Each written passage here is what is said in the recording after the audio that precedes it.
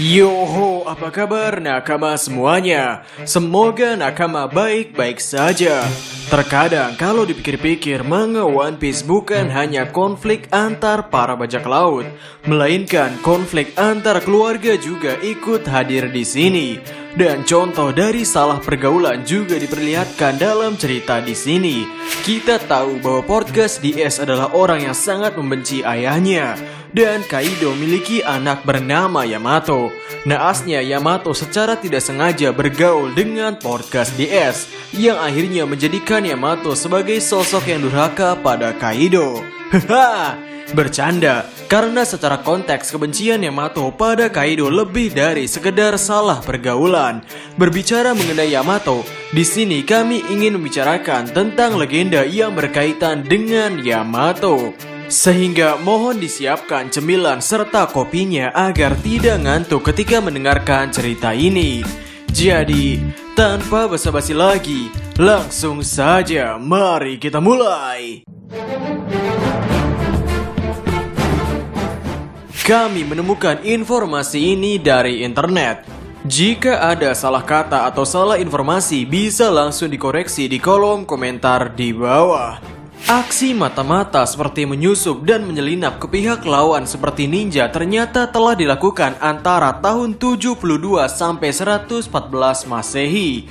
Bahkan oleh seorang pangeran bernama Yamato Takeru no Mikoto, putra Kaisar Keiko, Kaisar ke-12 Jepang.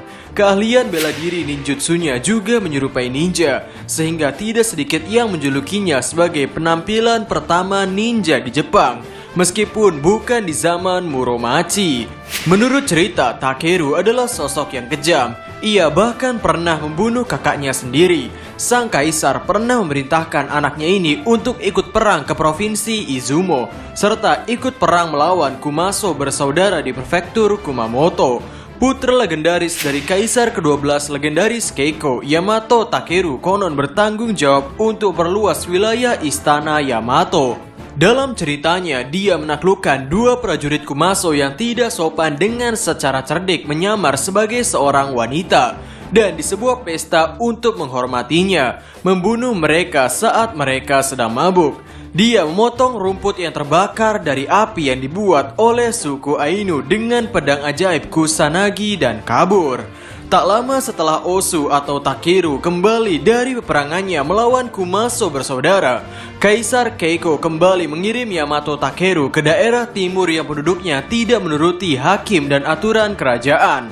Di sana, Yamato Takeru bertemu bibinya Putri Yamato Hime, yaitu pendeta Amaterasu tertinggi di provinsi Ise, dan mengadu kepadanya. Yamato berkata, "Apa ayah menginginkan saya mati?"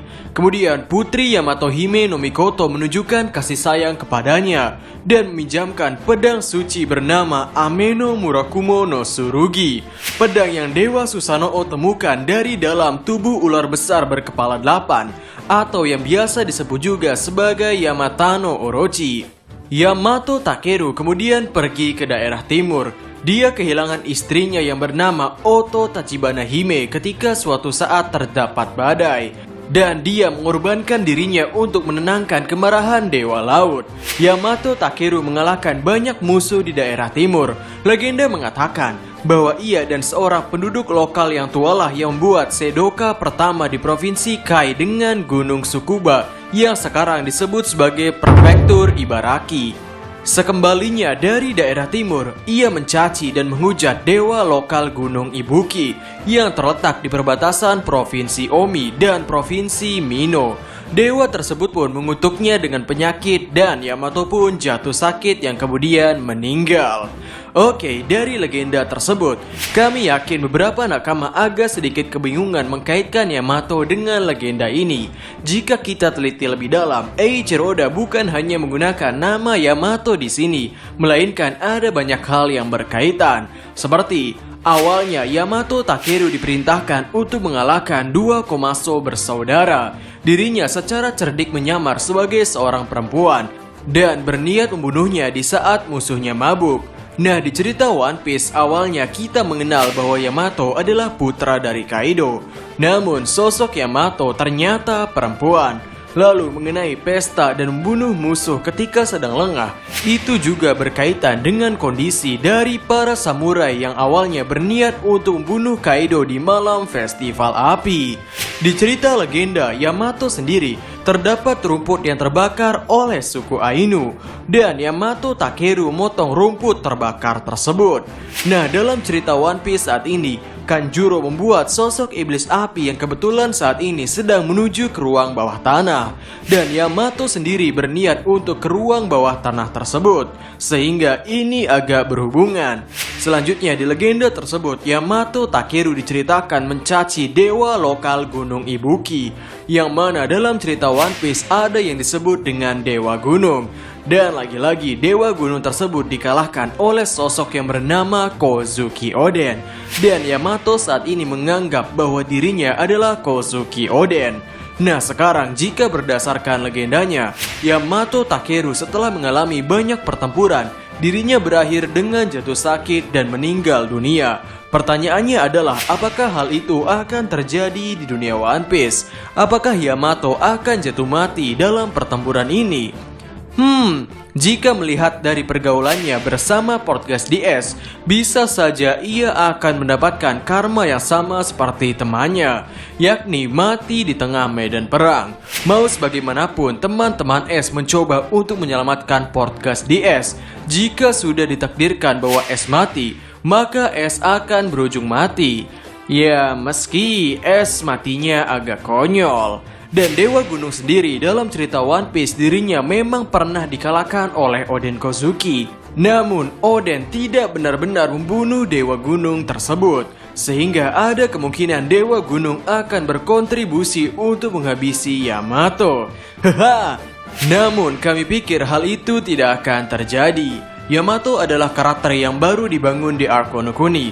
Kita masih belum banyak mengetahui tentang Yamato. Emosi kita dengan emosi Yamato belum terlalu menyatu. Jika Yamato dibunuh, kematiannya tidak akan sesedih kematian S atau kematian Going Merry. Justru kematian yang sudah menyayat hati para pembaca selama Arc Wano Kuni adalah kematian dari Kinemon. Namun meski sudah mendapatkan spotlight untuk ditangisi, Eiichiro Oda malah ngeprank para pembacanya. Ya, sebetulnya ada banyak koneksi Yamato dengan dunia nyata. Seperti koneksi topeng yang pertama kali Yamato kenakan dalam cerita memiliki hubungan dengan pengetahuan dunia nyata. Nama Yamato sendiri bukan hanya berkaitan dengan Yamato Takeru, melainkan berkaitan dengan salah satu kapal perang yang dimiliki oleh Jepang pada Perang Dunia Kedua. Dan buah setan Yamato juga memiliki pengetahuan dunia nyatanya. Yamato adalah karakter yang diberi spotlight dari berbagai arah. Cukup wajar jika Yamato sudah bisa mencapai posisi ke-11 sebagai karakter populer yang divoting seluruh dunia. Karakter Shanks yang hype-nya minta ampun saja kepopulerannya di bawah Yamato, yakni dirinya berada di posisi ke-12 sebagai karakter paling populer. Dari sini kelihatan bahwa Eiichiro Oda tidak main-main membangun karakter Yamato. Pembangunan karakter Yamato tidak sama seperti kandidat kru topi jerami yang lain. Kita ambil contoh yang paling sering disinggung, yakni Carrot. Apa yang kita ketahui dari Carrot? Dirinya adalah warga suku Ming, berkaitan dengan Pedro. Lalu apalagi? Esensi dari karakter Carrot tidak sedalam karakter Yamato.